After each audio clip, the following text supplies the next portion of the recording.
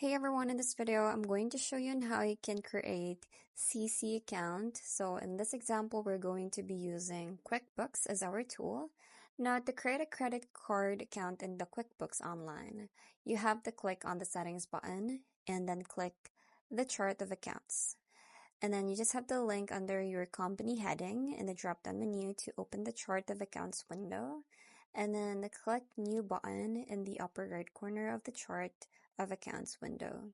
Now to open a new account panel at the right side of the window, enter the account's name into the account name field.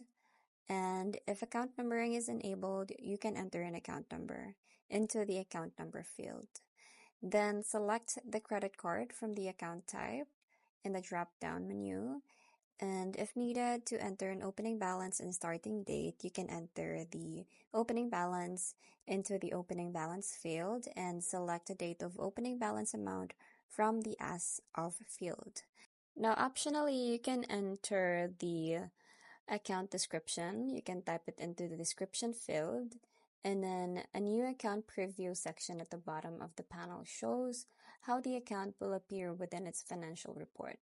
Now to finish creating the credit card account, you can click on the Save button in the lower right corner of the new panel.